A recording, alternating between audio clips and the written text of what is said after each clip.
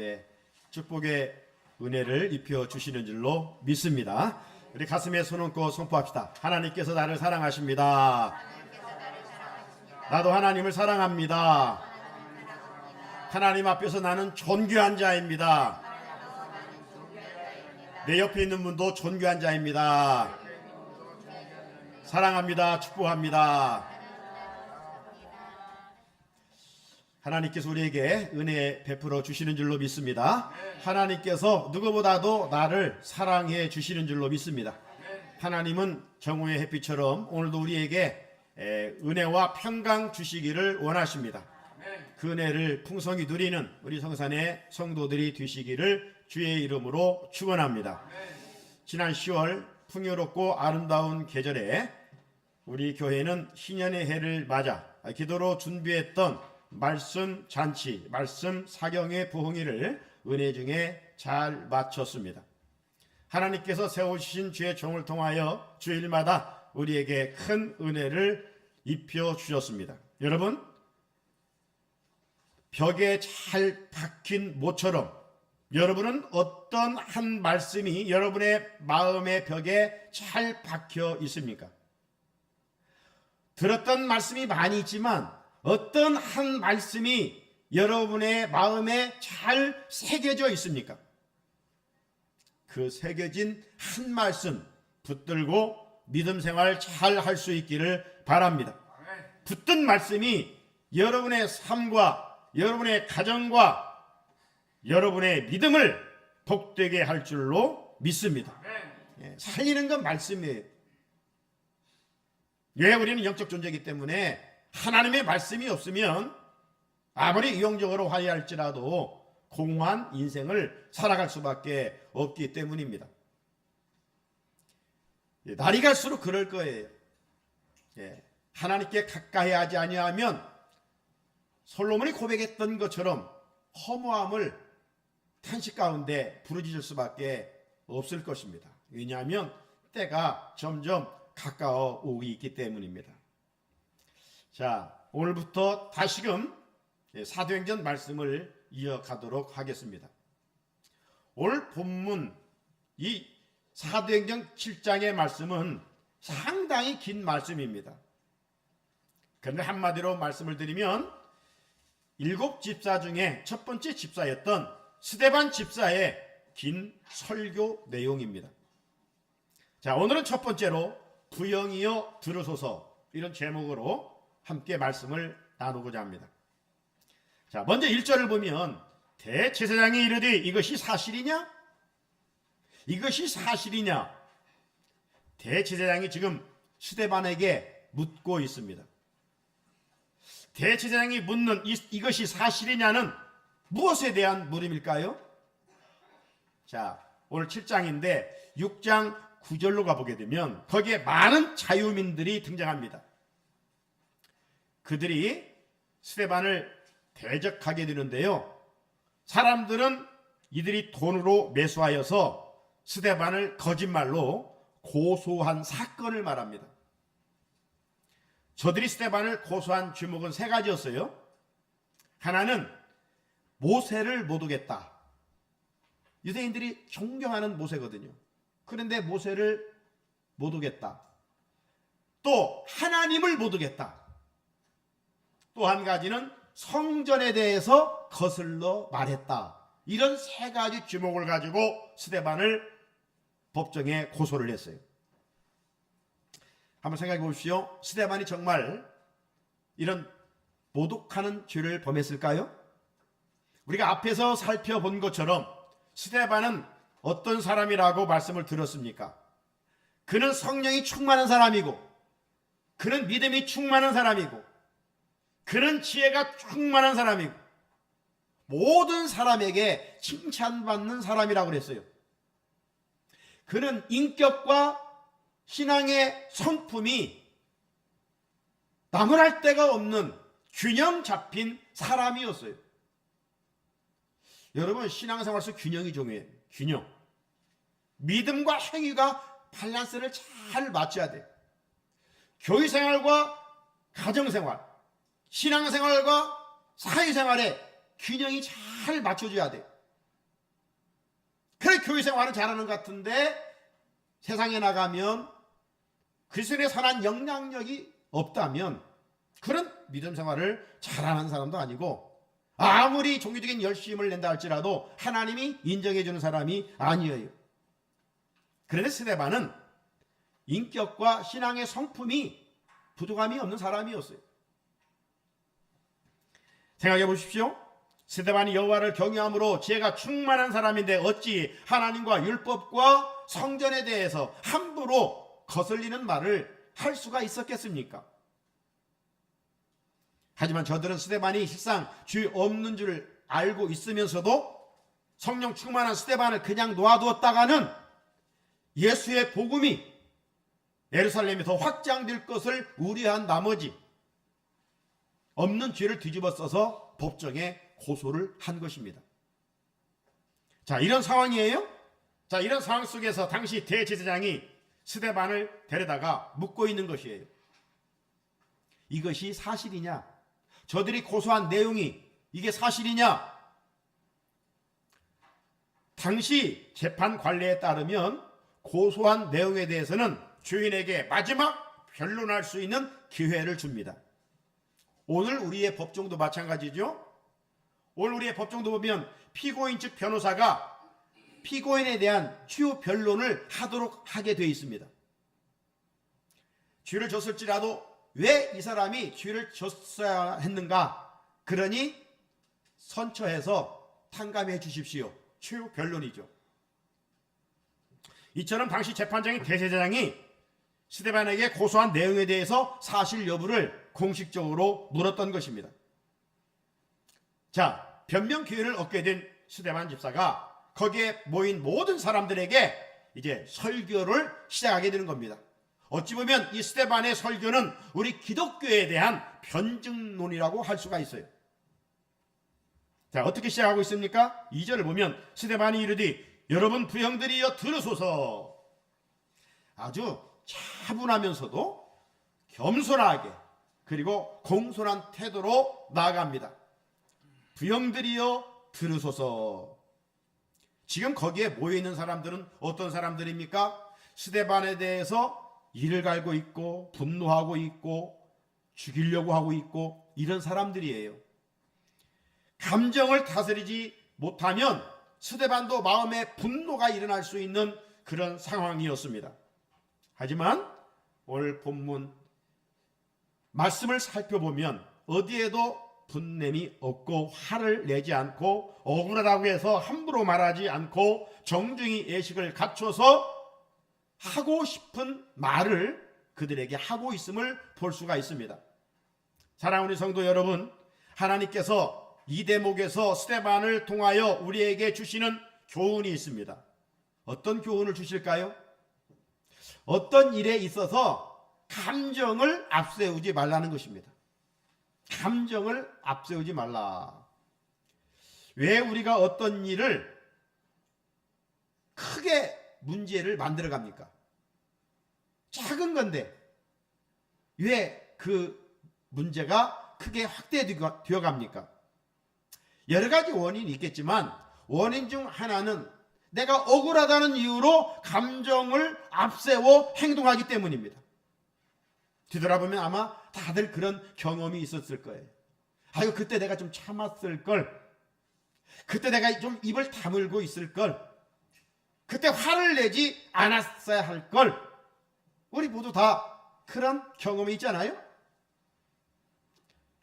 억울하다는 이유로 절제된 언어를 사용하지 못하고 화를 내 마침내 작은 문제를 크게 만들어버려요.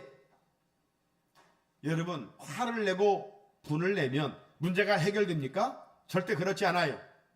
욥기 5장 2절에 보니까 분노가 미련한 자를 죽이고 시기가 어리석은 자를 멸하느니라.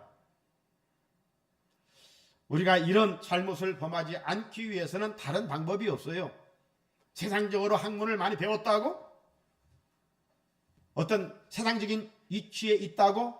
아니에요. 우리의 마음을 다스릴 수 있는 것은 성령 충만밖에 없어요. 하나님께서 성령을 통해서 우리를 절제하도록 만들기 때문입니다. 흔히 세상에서 우리가 듣던 말 중에 큰 소리 치는 놈이 대장이다. 큰 소리 치는 놈이 대장이다. 뭐 이런 말이 있었잖아요.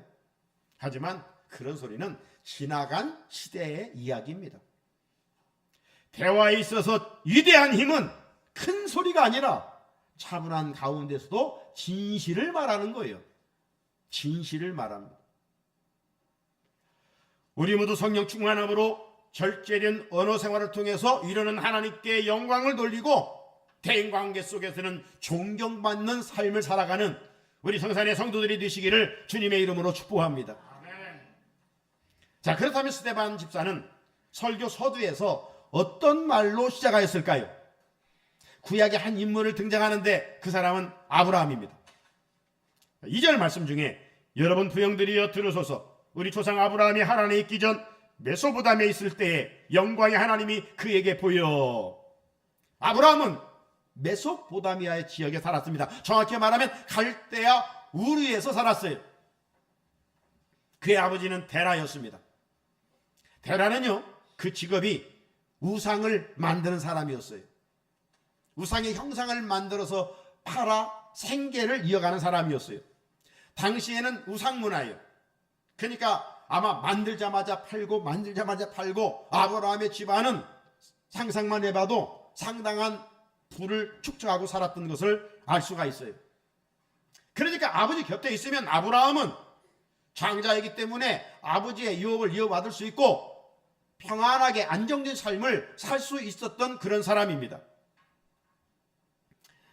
그런데 어느 날이었습니다. 하나님께서 아브라함에게 나타나셔서 그 안정된 삶의 터전을 떠나라고 말씀합니다. 이때 아브라함은 첫 번째 하나님의 부르심을 받았던 것이죠. 자, 이런 가운데 아버지 데라가 가족들을 데리고 어디로 이사를 가느냐? 하란으로 이사를 갑니다. 하란으로 이사를 가서 거기에 머물게 되죠. 그런데 하란에 머무는 동안 아버지 데라가 죽게 돼요. 그때 아브라함의 나이가 75세였습니다. 75세. 자, 이런 가운데 하나님께서 아브라함에게 두 번째 나타나셔서 이렇게 말씀하셨습니다. 창세기 12장 1절이죠. 여호와께서 아브라함에게 이르시리 너는 너의 고향과 친척과 아비집을 떠나 내가 네게 보여줄 땅으로 가라. 안정된 삶의 터전을 떠나라는 거예요. 혈연을 떠나라는 겁니다. 쉬운 명령이 아니잖아요. 자, 그렇다면 중요한 것은 스데반 집사가 그의 설교 서두에서 왜 아브라함을 가장 먼저 등장시켰느냐 이거죠. 아브라함은 유대인들에게 있어서 믿음의 조상이기 때문입니다. 자, 그렇다면 아브라함이 어떻게 해서 믿음의 조상이 됐습니까? 그가 어떤 수고하고 애쓰고 노력해서 믿음의 조상이라고 하는 칭호를 받게 됐습니까? 아닙니다. 전적인 하나님의 은혜였습니다. 스데반은 공유에 앉아있는 사람들, 그 지금 있는 사람들에게 이 사실을 알려주고자 위함입니다. 왜냐하면 거기에 있는 사람들은 지금 어떤 믿음을 가지고 있었느냐? 율법을 지켜야만 구원을 얻는다.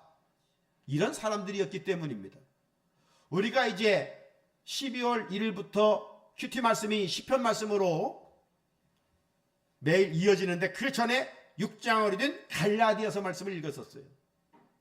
갈라디아서의 말씀의 핵심은 뭐였습니까?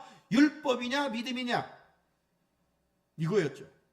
율법주의자들이 갈라디아 교회들에게 성도들에게 살짝 와가지고 믿는 것도 좋다. 그러나 행위가 따라야 된다. 율법도 지켜야 된다. 절기도 지켜야 된다. 할례도 받아야 된다. 믿음 플러스 뭔가 알파를 거기에 붙여놨어요. 그러니까 갈라디아 교회 지역의 성도들이 그럴싸했거든요. 자기의 행위를 보면 시원찮거든요. 여러분 우리도 그러잖아요. 완전하게 행한다면 그래도 내 행위를 좀 강조할 수 있지만 믿는다고는 하는데 행위가 부족하니까 행위를 강조하니까 그래 믿음 플러스 행위 이꼴 구원 이런 도식을 나도 모르게 가질 수가 있어요. 그래서 우리 그리스도인들에게 구원 받았습니까? 확신합니까? 하면 물음표를 던져요. 글쎄요. 왜요? 뭔가 내가 거룩한 행위를 좀 해야 되는데, 뭔가 내가 행위를 했어야 하는데 내 행위를 보면 그렇지 못하니까 구원에 확신이 없는 거예요. 여러분, 이건 마귀가 주는 생각이에요. 구원은 오직 믿음이에요. 믿음. 믿음 위에 다른 건 있을 수가 없어요. 믿고 행위는 하나님의 자녀이기 때문에 거룩하게 살아가는 것이지, 우리의 어떤 행위가 구원을 얻는 건 아니에요. 그러니까 우리는 지난 부흥회 때도 그랬잖아요. 5대 확신 중에 하나가 뭡니까? 구원받은 확신이 있습니까? 구원받은 확신이 있어야죠. 이 기본적인 확신 속에 우리 믿음 생활을 해야 되지, 그래야 흔들리지 않아요. 그래야 내가 하나님의 자녀다. 나는 부족하지만 예수님이 내 부족함을 십자가에 피를 죽으셨음을 나는 믿기 때문에 그분의 보혈로 나는 구원받은 하나님의 자녀다. 이런 믿음이 있어야 되죠. 그런데 지금 스데반 집사 앞에 있는 사람들은 그게 아니었어요. 어떤 행위를 강조하고 있었기 때문에 믿음의 조상 아브라함을 등장시켰습니다. 저들은 혈통적인 조상인 아브라함만 맹목적으로 존경했어요. 스데반은 아브라함도 믿음으로 구원을 얻은 것처럼 여러분들도 믿음으로 구원을 얻습니다. 다른 것이 아닙니다. 이걸 강조하고 있는 겁니다. 여기서 믿어야 할 대상은 바로 다른 것이 아니라 너희들이 무지하여 죽인 예수 그리스도다. 하나님이 보내신 메시아 예수 그리스도를 믿어야 한다. 예수 그리스도가 구원자라는 사실을, 진실을 말하기 위해서 아브라함을 말했던 것입니다. 따라서 스데반은 하나님을 모독하거나 성전을 모독하거나 모세 율법을 모독한 적은 없어요. 당시 유대인들은 율법의 껍데기만 붙들고 있었습니다. 하나님께서 아브라함에게 보일 땅으로 가라고 하신 말씀은 1차적으로 약속의 땅 가나안이었습니다. 하지만 약속의 땅 가나안은 장차 그리스도인들이 가야 할 하나님의 나라, 천국을 의미하는 것이죠. 그런데 유대인들은 이 말씀의 본질을 내다보지 못하였기 때문에 스데반이 약속의 땅 가나안에 대해서 무시하고 엉뚱한 나라를 이야기한다고 해서 그들의 마음이 거슬렸던 것이죠. 하지만 말씀을 제대로 본 사람은 그들이 아니라 스데반이었죠. 약속의 땅 가나안은 지리적인 땅을 말하는 것이 아니라 장차 믿는 성도들을 위하여 내려놓으신, 우리가 지난번 부흥회 때 천국을 시작해서 천국으로 끝나지 않았어요? 예수님은 우리에게 천국, 하나님의 나라를 말씀해 주시기 위하여 오셨지, 다른 것, 이 땅에 잘 먹고 잘 살기 위해서 오신 것이 아니라는 거예요. 그러니 우리의 관심이 어디에 있어야 돼요? 약속의 땅, 새 예루살렘, 새 하늘과 새 땅, 천국 관심을 가지고 살아가야 돼요. 사랑하는 성도 여러분, 그런데 오늘날 교회 안에도 유대인과 같은 신앙 수준에 머무는 자들이 있어요. 말씀의 의미를 알지 못하고 어떤 교회의 전통과 형식에 얽매여 신앙생활을 하는 자들이 있어요. 역사적으로 보면 중세교회가 그랬어요. 그래서 말씀은 뒷전이고 인간 교황을 하나님처럼 높였어요. 말씀보다는 사람의 소리를 중요시 여겼어요. 지난 주일이 종교개혁주일이었습니다. 종교개혁의 슬로건을 한마디로 말하면 말씀으로 돌아가자입니다. 흉세교회가 말씀에서 벗어났어요. 말씀에 레일을 걸어야 될 텐데, 여러분 기차가 레일을 걸어야 목적지까지 가죠. 그런데 흉세교회는 말씀에서 완전 벗어나 버렸어요. 신본주의가 아니라 인본주의가 되어버렸어요. 하나님이 크게 보이는 신뢰가 인간 교황이 크게 보였어요. 교황의 말을 하나님 말처럼 무게를 두고 있었어요. 헌금을 많이 해야 천국 간다고 하는 면지부 판매를 주장했던 거예요. 성 베드로 성당을 엄청나게 크게 짓다 보니까 재정이 바닥나니까. 성경에 그런 얘기가 어디가 있어요? 돈으로 천국 간다면 몇 명이나 가겠어요? 그냥 믿음으로 가는 거예요. 그런데 이 신칭의 교리를 중세의 교회는 저 멀리 뒷전을 어떤 인간의 행위, 고행, 그래서 무릎 꿇고 고행, 베드로 성당을 올라가고 내리라 하고, 그러다가 마르틴 루터가 깨닫는 거 아니에요. 아무리 고행을 하고 서행을 해도 마음이 답답해요. 그래서 로마서를 읽다가 오직 이는 믿음으로 말미암아 살리라, 이 말씀을 깨닫고 종교 개혁을 일으켰던 거예요. 우리가 신앙생활에서 껍질을 알맹이인 것처럼 착각해서 붙들고 있으면 안 돼요. 알맹이를 붙들어, 내용을 붙들어야죠. 율법도 중요하지만 은혜를 붙들고 살아야 돼요. 은혜를.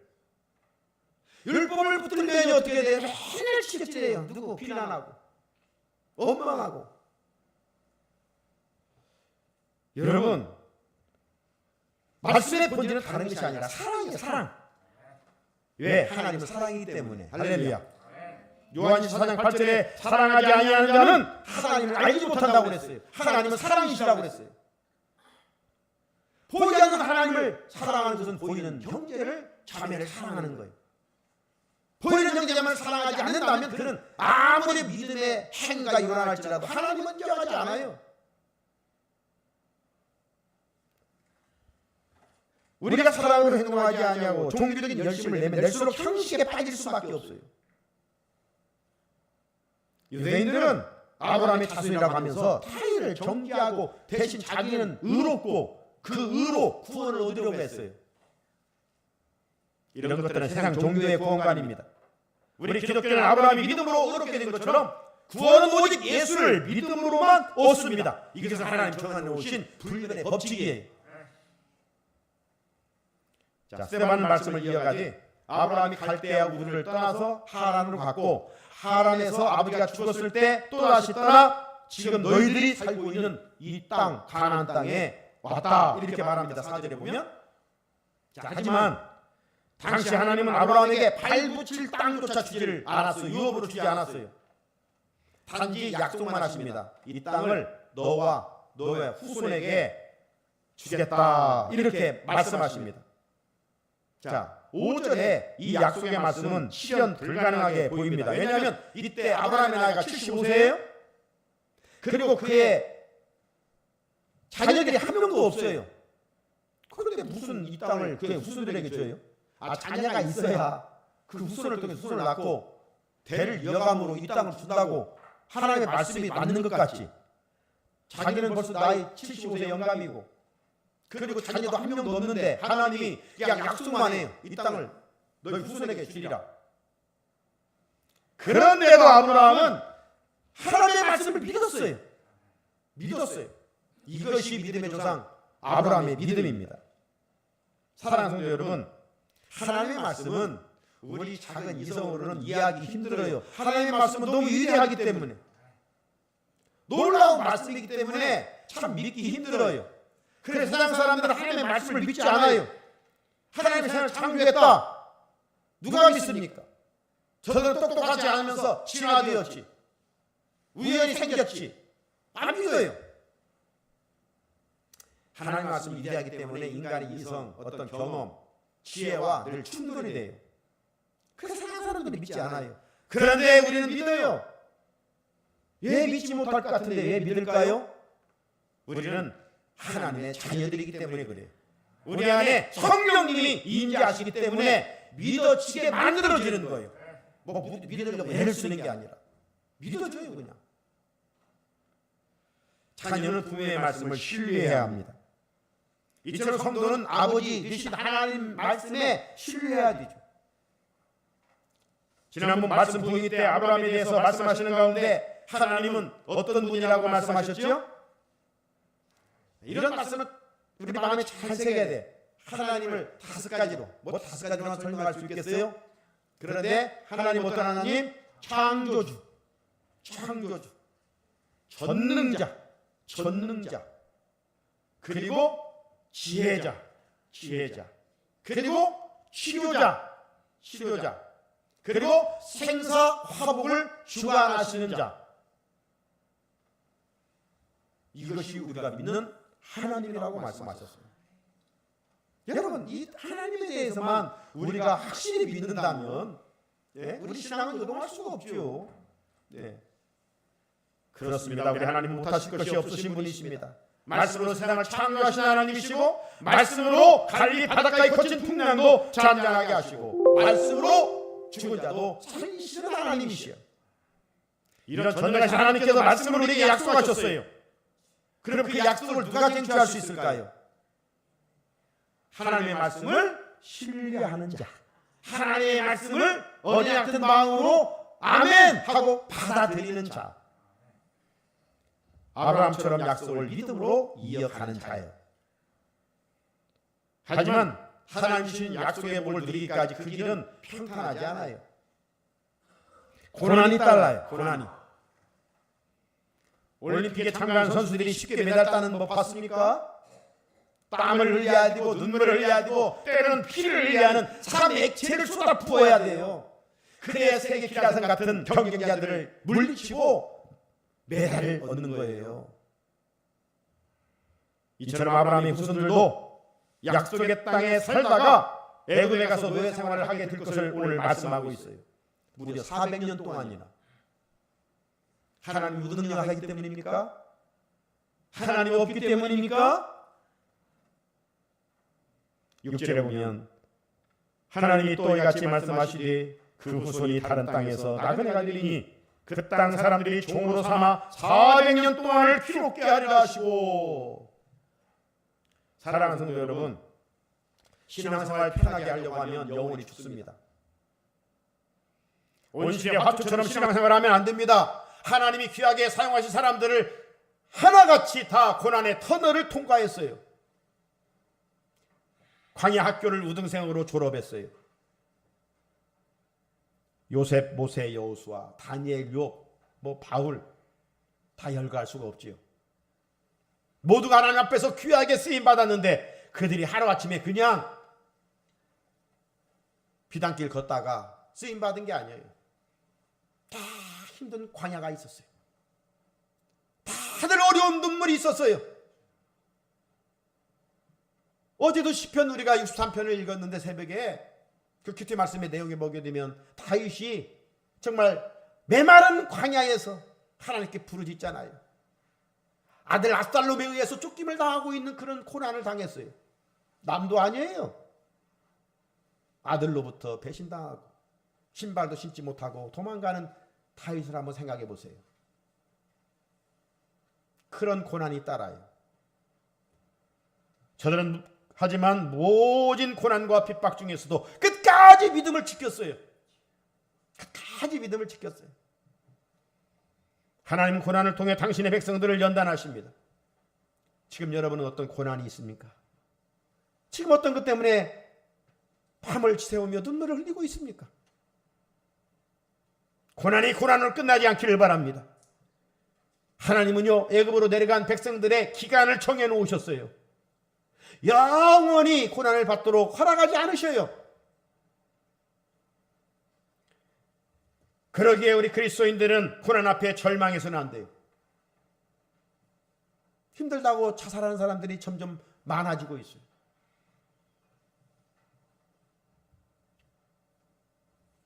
고난 중에 믿음으로 살면 하나님이 반드시 찾아와 주시고 해결해 주십니다. 7절에 보면 또 이르시되 종 삼는 나라를 내가 심판하리니 그 후에 그들이 나와서 이곳에서 나를 섬기리라 하시고. 여러분, 애굽은 이스라엘 백성들을 괴롭힌 존재예요. 오늘 우리는 괴롭힌 존재들이 여러 가지가 있을 수가 있어요. 그 내가 물리칠 수 없고 내가 해결할 수가 없어요. 그런 문제를 해결하실 분은 바로 하나님이시라고 말씀하고 있어요. 종 삼은 나라를 내가 심판하리니 하나님이 심판하겠다는 거예요. 우리는 주님의 보혈로 구원받은 백성들입니다. 더 이상 마귀에 속해 주의 종노를 하며 비참하게 살면 안 돼요. 구원받은 백성답게 살아야 돼요. 구원받은 백성들은 어떻게 살아야 될까요? 여기 말씀해 보게 되면 그 후에 그들이 나와서 애굽에서 나와서 이곳에서 나를 섬기리라. 출애굽의 목적은 분명해요. 하나님을 섬기기 위함이에요. 우리는 주님의 보혈로 구원을 받은 목적은 다른 게 아니에요. 하나님께 예배 잘 드리라고 하는 거예요. 예배 잘 드리라고. 애굽은 세상이에요. 세상에부터 왜 우리를 구원해 주셨어요? 하나님과 섬기라고. 예배 드리는 일이 무겁습니까?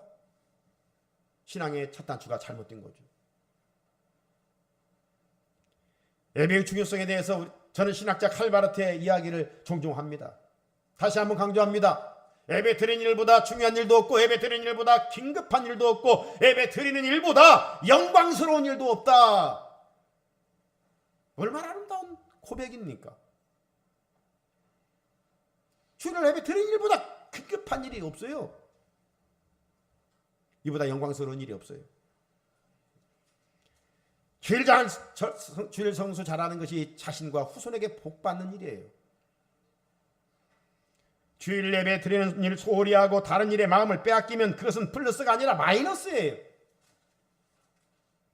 성도의 관심은 예배입니다. 예배 생활 성공해야 신앙생활 성공할 수 있고, 신앙생활 성공해야 인생 성공할 수 있는 거예요. 예배 살들이 예수 잘 믿어보세요. 존경받아요. 아무렇게 살지 않으니까.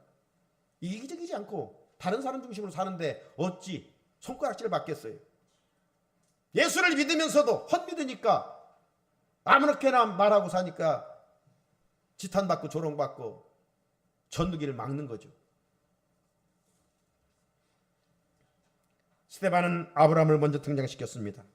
가나안 땅을 약속만 하셨고 그 후손들은 애굽에서 고난의 시간을 보내야만 했습니다. 하지만 때가 되매 하나님께서 백성들을 출애굽시켜 주셨습니다.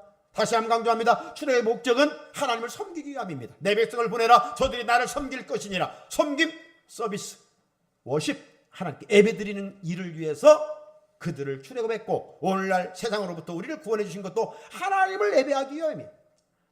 교회는 어떤 곳이에요? 예배드리는 거예요. 예배. 뭐든지 하기 전에 우리는 예배드리잖아요. 왜? 그것을 목적이니까. 이어서 스데반은 하나님께서 아브라함에게 할례의 언약을 주셨다고 말합니다. 8절에 할례의 언약을 아브라함에게 주셨더니 그가 이삭을 낳아 여드레 만에 할례를 행하고 이삭이 야곱을, 야곱이 우리 12조상을 낳으니라. 할례의 언약은 택하신 백성을 거룩하게 하려는 데 있습니다. 나아가 영원히 당신의 자녀 삼으신다는 증표입니다. 자, 구약 백성들은 할례를 통해서 그런 증표였다면 우리는 할례보다도 더 확실한 구원의 증표가 있는데 그게 바로 예수 그리스도의 십자가의 구속의 은혜입니다. 그러므로 우리는 이제 행실에 거룩함이 있어야 마땅하겠죠. 그러면 스데반은 아브라함의 아들 이삭, 12조상의 조상을 낳았던 야곱, 형들에게 시기를 받아 애굽으로 팔려간 요셉을 등장시킵니다. 스데반이 믿음의 조상들을 열거하는 것은 단지 인물을 열거하고자 하는 것이 아니에요. 이들을 통한 구속사의 역사를 보여주시기 위함입니다. 왜 하나님께서 이들을 세우셨는지를 말하고 마침내 이들의 후손으로 인류를 주에서 구원할 메시아이신 예수님이 오셨음을 강조하고자 함이었습니다. 스데반이 설교에서 가장 길게 언급한 사람은 요셉입니다. 9절에서부터 16절까지 길게 기록되어 있습니다. 9절의 10절을 보면 여러 조상이 요셉을 시기하여 애굽에 팔았더니 하나님이 그와 함께 계셔 그 모든 환난에서 건져내사 애굽 왕 바로 앞에서 은총과 지혜를 주시매 바로가 그를 애굽과 자기 온 집의 통치자로 세웠느니라. 요셉이란 인간이 훌륭하기 때문이 아니에요. 하나님이 요셉과 함께 하셨기 때문입니다. 어제 간증자 그 간증 속에 뭐라고 말했습니까? 어디가 하나님의 나라라고 했습니까? 가나안 땅이 지옥일 수도 있고 광야가 천국일 수도 있다고 그랬어요. 어떤 이유로? 광야에서도 하나님이 함께 하시면 그곳이 천국이고 아무리 좋은 곳에 환경에 있을지라도 하나님이 안 계시면 그것은 지옥이라고 그랬어요. 하나님이 요셉에게 은총과 지혜를 주셔서 마침내 애굽 통치자 총리로 높여주셨습니다. 우리가 잘 알고 있는 대로 애굽을 비롯해 아버지가 살고 있는 가나안 땅에도 큰 흉년이 찾아왔었죠. 그래서 형들을 보내서 애굽에 양식을 사러 보냅니다. 그래서 이제 형들이 양식을 사러 애굽에 오게 되었고 우여곡절 끝에 요셉은 형들을 만나게 되지요. 마침내 아버지를 모셔와 고센 지방에 살게 되죠. 세월을 흘려서 아버지 야곱이 죽게 됩니다. 그때 야곱은 한 유언을 남겨요. 내가 죽거든 내 이 자신의 시신을 가나안 땅에 묻지 말고 고향에 묻어달라고 유언을 합니다. 요셉은 바로의 왕의 허락을 받고 아버지 유언대로 약속의 땅 장사 지내게 되죠. 사랑하는 성산의 성도 여러분, 우리가 어떤 상황에 있든지 중요한 것은 하나님이 나와 함께 하느냐입니다. 임마누엘, 하나님이 나와 함께 하는 것. 하나님이 요셉과 함께 해 주셨습니다. 하나님의 시간표에 의해서 요셉을 총리로 높여 주셨습니다. 우리도 어떤 환경에 있든지 끝까지 믿음을 지켜가노라면 하나님께서 이 땅에서 은혜를 주시고 장차 하나님 나라의 왕자와 공주로 높여 주십니다. 야곱이 죽은 후에 시신을 가나안 땅에 물어 달라고 했던 것은 아주 중요한 신학적 의미가 있습니다. 무엇일까요? 가나안 땅은 하나님께서 아브라함에게 약속으로 주신 땅입니다. 가나안은 단지 지리적인 땅을 말함이 아닙니다. 가나안 땅은 장차 믿는 성도들이 들어갈 영원한 천국을 말하는 것입니다. 우리의 본향 천국입니다. 우리는 주님이 예비하신 천국에서 영원한 안식을 누리게 될 것입니다.